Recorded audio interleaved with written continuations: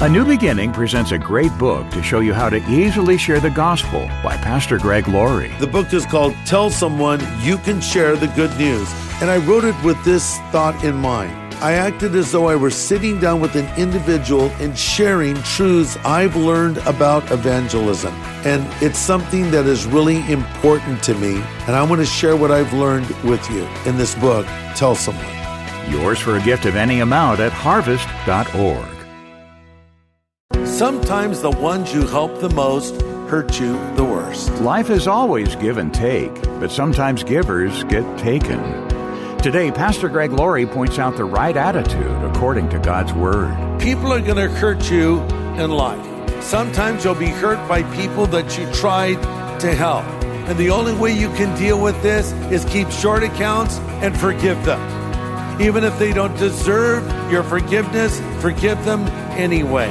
This is the day when the lost are found. This is the day for a new beginning. Amazing grace, how sweet the sound. Again you hear all the angels are singing. This is the day when life begins. We sometimes think forgiveness is something we do for the person who wronged us. Frankly, they may not know or care. No, forgiveness is something we do for ourselves. As Pastor Greg Laurie has said, forgiveness sets a prisoner free, us. And today on A New Beginning, we look to the Psalms for important encouragement on biblical forgiveness. We followed David as he was facing mortal danger from an enemy. Yet his behavior is a model for us to follow.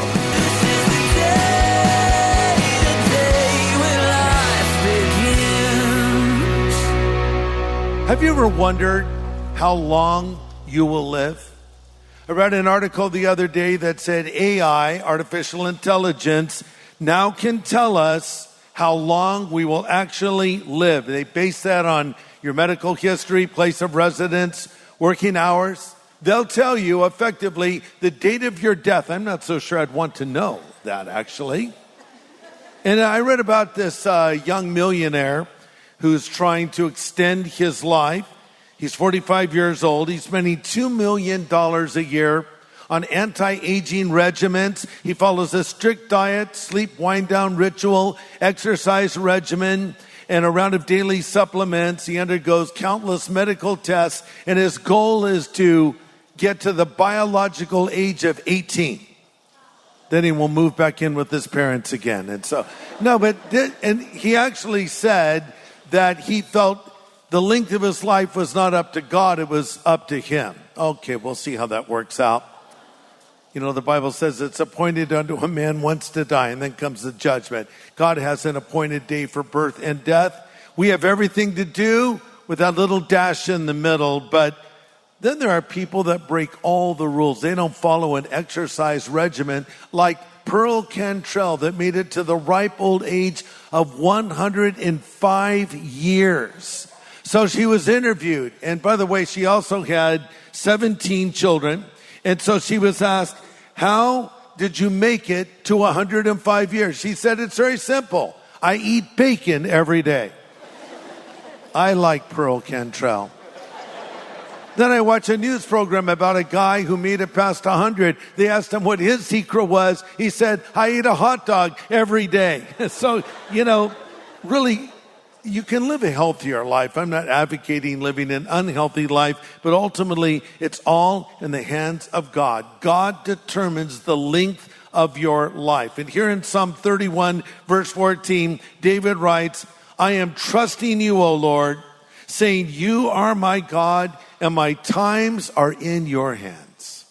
My times are in your hands. There's another translation puts it, my future is in your hands. And by the way, David did not write these words laying on the beach somewhere or having a nice little glass of iced tea. No, he wrote this when he was on the run. He was being hunted down by King Saul, because after David had been anointed to be the next king of Israel, and Saul realized who his successor was, he made it his mission in life to destroy this young man. I mean, David was going from shepherd boy to the king of Israel. And it was not going to be an easy road. In fact, I think David might have thought more than once, you know what? It actually was a lot better when I was just tending the sheep. Back then, I knew who my real enemies were. Lions, bears, ultimately Goliath. But now he's dealing with a different kind of enemy. He's entering into the world of politics and intrigue. He's dealing with this man, King Saul, that wants to destroy him. And this is where he's writing these words. At one point, he said of his life, there is but a step between me and death. In other words, because of the fact that he was a fugitive and running for his life, meant that he did not know if he would make it another day. But then he says, but my times are in your hands. You know, David was going to become not just a king, but the greatest king in the history of Israel. You know, they still speak of David in Israel today. The Israeli flag, what is it? The Star of what? David. One of their defense systems is called the Sling of David. There's a folk song that's still popular in Israel today that they teach the little children with the lyrics, David, David, Melech Israel, Hi, Vekayan, which means David is the king in Israel. But the most significant thing about David is that he would be in the royal line of the Messiah. And in fact, Jesus Christ would identify himself as the Son of David. The reason that Mary and Joseph went and had their baby in Bethlehem after that decree was given by Caesar was because it was the boyhood home of David, and that's who their genealogy traced back to. And the Bible uniquely describes David as a man after God's own heart. Actually, that verse is found in Acts chapter 13, where Paul says, describing what happened to David, God removed King Saul, and then the Lord said, I have found David, the son of Jesse, a man after my own heart. He will do everything I want him to do. How could David be a man after God's own heart when he was guilty of gross sin? We know David committed adultery with Bathsheba. We know he tried to cover it up. We know ultimately he played a role in the murder of Bathsheba's husband, Uriah. Yet God describes him as a man after his own heart. Well, the answer to that is found in the book of Psalms. You see, this is a man who had a heart toward God. When he sinned, he owned it and he repented of his sin. And ultimately, he did do everything God wanted him to do. Not flawlessly, but faithfully. Now, he first came into the public consciousness when he took down the 9'6" giant of a man known as Goliath, there in the valley of Elah. Goliath had been coming down into the valley day after day and challenging Israel, saying, send me a representative of your people and he'll fight me. I represent the Philistines, he'll represent Israel. Whoever wins this battle, that will be the winner. Come on, no one would take him up on it. Then Goliath is coming up in the camp of Israel, right in their face. He's getting in their grill, as they say, right? Come on, who's going to fight me? No one would take him on until David arrived on the scene, delivering bread and cheese to his brothers. Basically a pizza delivery. And there he heard the taunting of Goliath and said, I'll fight him. And of course, he defeated him. And on the heels of that, he became a folk hero overnight. And he gained a huge following. In fact, there were 300 men that dedicated themselves to David to follow him wherever he went. And it was during this time now, as he's running from Saul, because once he becomes the hero in the eyes of Saul, he becomes a big zero because he's a threat to the throne. And now, while he's running from Saul, he writes Psalm 31, he writes Psalm 27, and he writes Psalm 54. Pastor Greg Laurie will have the second half of today's message in just a moment. Hey everyone, I want you to know about our app called Harvest Plus. Think of it as a Harvest version of Netflix. We have all of our resources in one place. We have our movies like Steve McQueen, the salvation of an American icon, Johnny Cash, the redemption of an American icon, a rush of hope, and much more. Then we have our television program, daily devotions, and much more. So go and download the Harvest Plus app. Well, glad you're along today for Pastor Greg's message based in Psalm 31 called Our Future is in God's Hands. Let's continue. Here's a little backdrop to the story now. We see that the Philistines are up to their old tricks. They attacked a little border town of Keilah, and the farmers had just harvested their crops, and the Philistines stole their crops. And so these farmers of Keilah went to David. Even though Saul was king, they knew Saul would do nothing about it. He was sort of a lame duck king at this point, but they knew David was a mighty warrior who was fearless. And they said, David, would you help us? And David prayed about it. And the Lord said to him, go, take these Philistines on. And he went and conquered them in battle. And then writing of that in Psalm 31:21, David said, praise to the Lord. He's shown me the wonders of his love while I was in a city under siege. But now this attack comes not from the Philistines, but from Saul. Now, Saul and David were both believers in one sense. Saul seemed to be lapsed in his faith, but Saul had a good beginning. When God appointed him to be the first king over Israel, we read he was a humble man. We read that the Spirit of God came upon him. He had tremendous potential, but he messed up. And in his own words and in an autobiographical statement, he said, I have played the fool and I've erred exceedingly. So because of his pride and his disobedience, God rejected him from being the king. You know, in life, it comes as a surprise sometimes to us as Christians to find that we're opposed not only by the world, but sometimes by fellow believers. And it doesn't always make sense. You know, some Christian that you know or someone you had a friendship with may turn on you, they may criticize you. And that's what's happening to David. Because consider this, not only was David going to ascend to the throne, but he married Saul's daughter, Michal. So Saul's his father-in-law who's trying to kill him. So you think you have in-law problems?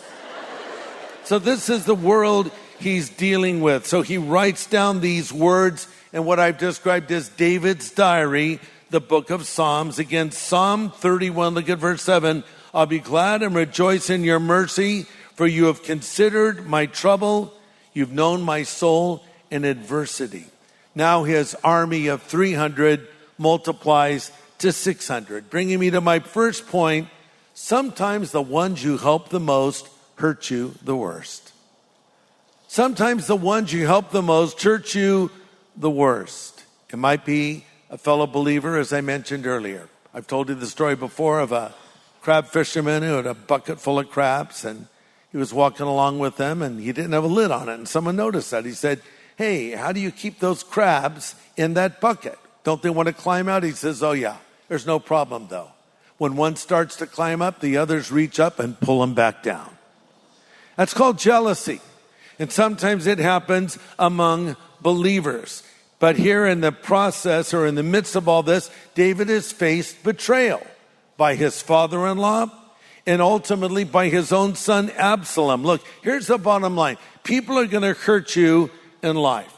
And the reality is you are going to hurt people in life as well. Sometimes you'll be hurt by people that you tried to help. And the only way you can deal with this is keep short accounts and forgive them. Even if they don't deserve your forgiveness, forgive them anyway. It'll help you sleep better at night. You know, we live in a culture that does not value forgiveness. In fact, forgiveness is seen as a sign of weakness. Our culture values vengeance and payback. Many operate by the old adage, don't get mad, get even.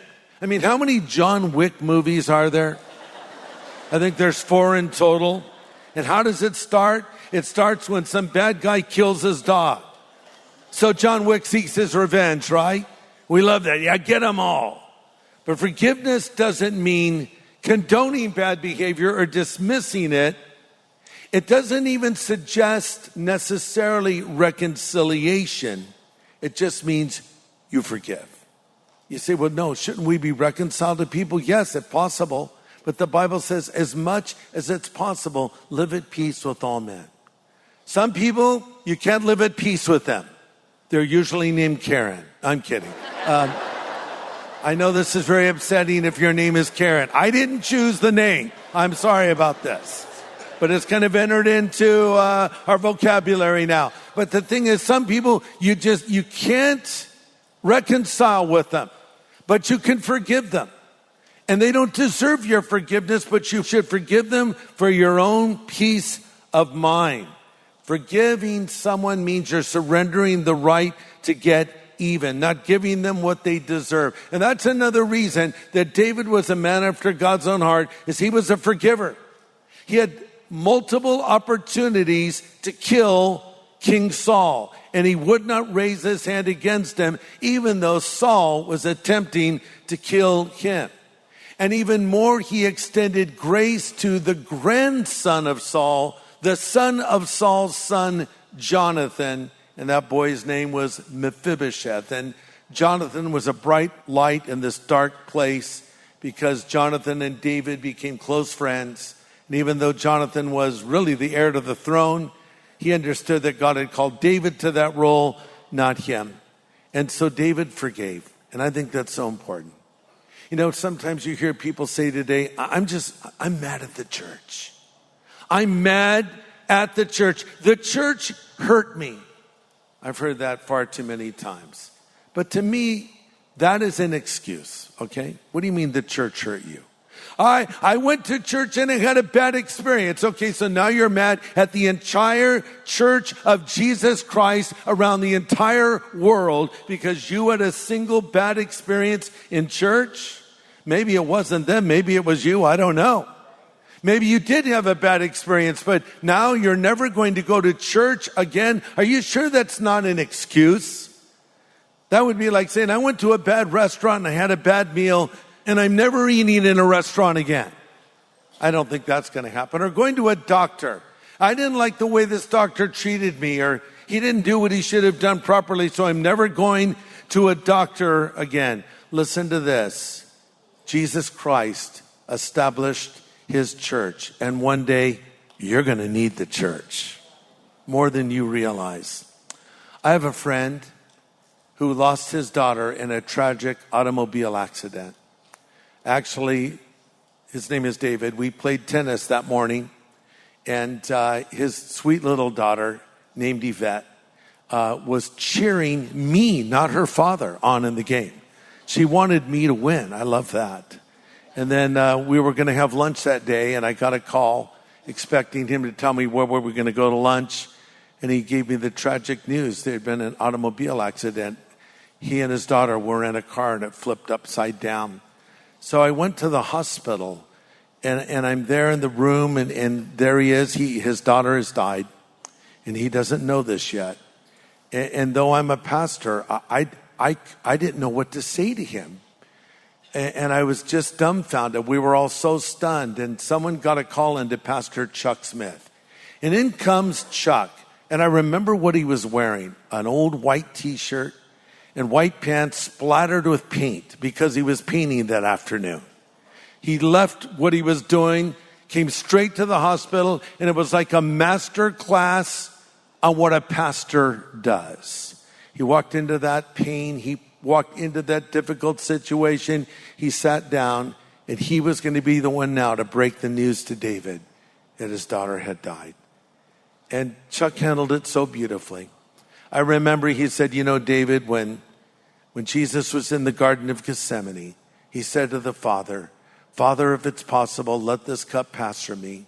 Nevertheless, not my will, but yours be done. And David, your daughter is with the Lord right now. And then he just went on to minister to him. Now, there's no easy way to deliver a message like that, but he did it in such a compassionate way. And I thought, thank God for pastors, you know. When you need one, you need one.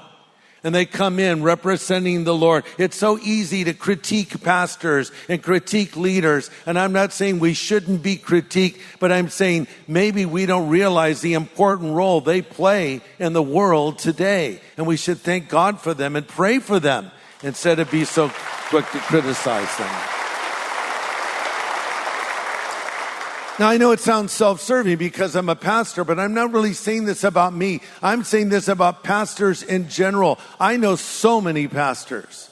And any pastor that messes up, you better believe it's going to be a story in the news. And you're going to hear every detail about how that pastor failed. And it does happen. But you never hear about the thousands that faithfully serve God for their entire life. That's not a sizzling headline. We want to hear all the sordid details or all the horrible things they might have done. And I think because then non-believers can say, oh, you see, they're all hypocrites. I hate the church. I'm against the church. And on it goes. But there's nothing like the church.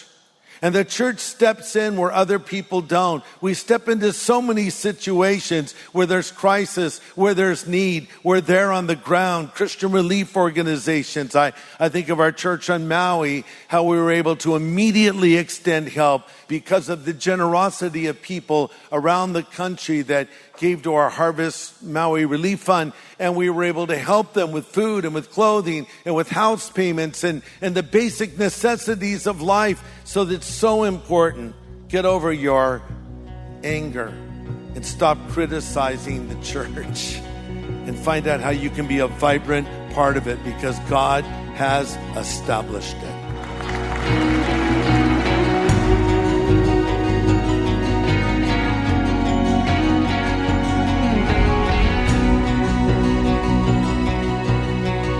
Pastor Greg Laurie with great insight today from our study in Psalm 31. And there's more to come from this study here on A New Beginning. Now, before we go any further, Pastor Greg, let's speak to the person who wonders where they fit in to God's plan. Okay. God's plan for the church and God's plan for them personally. Yeah. They find comfort in their future being in God's hands, but they wonder what they can do to begin a life of faith. Well, they just need to hear more. They need to hear what the essential gospel message is. And I've got a great resource for you. We've set up a web page that's called knowgod.org, knowgod.org.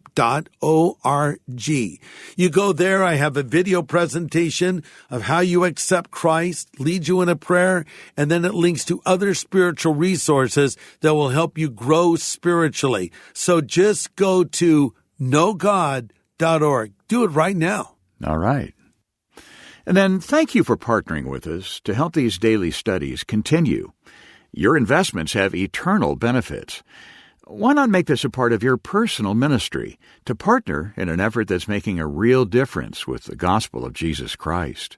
Thank you for your prayers and for prayerfully considering how God might lead you to help tangibly.